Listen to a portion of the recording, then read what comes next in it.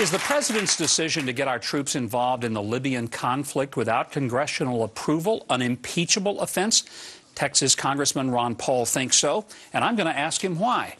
Well, my next guest says that Congress should impeach Barack Obama for sending our military to fight in a civil war in Libya. Joining me now, Texas Congressman Ron Paul. Congressman, it's good to have you. Thank you very much for joining me tonight. Congressman, you have made the statement that you believe that the president, in his actions in Libya, would be guilty of an impeachable offense. Describe what you mean by that.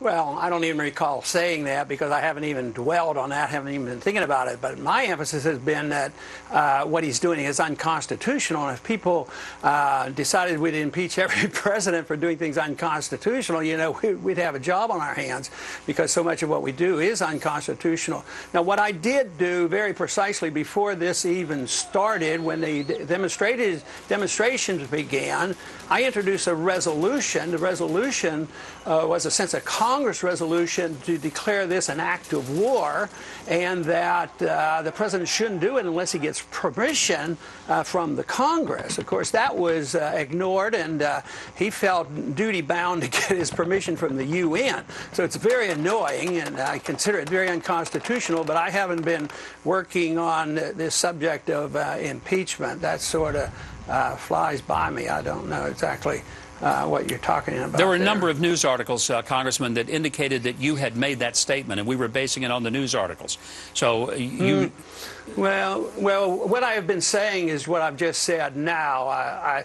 But sometimes I talk generically about, like I just said, you know, so much of what has happened over the many, many decades and the time I've been in politics is that, you know, technically speaking, the presidents are way too bold, and I don't like that. And yet, in the sense of, oh, well, this is an impeachable offense, and therefore we're going to start to do about it.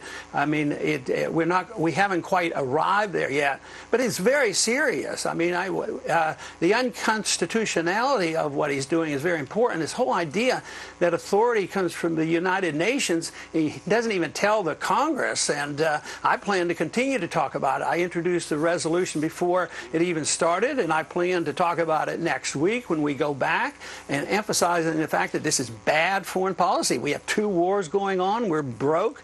Why should he be starting another one without even consulting with the Congress? I think it's pretty bad, and we as a Congress should do it. But I don't think next week anybody's going to be introducing a resolution to impeach him. You know, on the other side of the political spectrum, Congressman Dennis Kucinich has been equally vocal in his displeasure with the president, maybe from a different standpoint because he's very anti-war, but he also brings up some of the points that you do.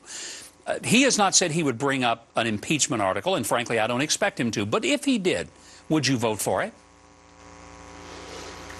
Well, you know, I wouldn't be able to give you a flat-out answer now, but if the evidence showed that he was just flaunting and you don't listen, you know, his explanations are, you know, just worthless. You know, he in his mind rationalizes it, and he in his mind, I'm sure, does not think he violated the Constitution. I say that he has by going to war. At least Bush came to the Congress and got permission, you know, at least authority to go into Iraq. So I'd listen to what he said, but, you know, I think it's very, very serious. There's no doubt about it. Congressman Paul, I appreciate your being here tonight from Texas. Thank you very much for joining us. And coming up, we are going to remember Geraldine Ferraro. Stay with us.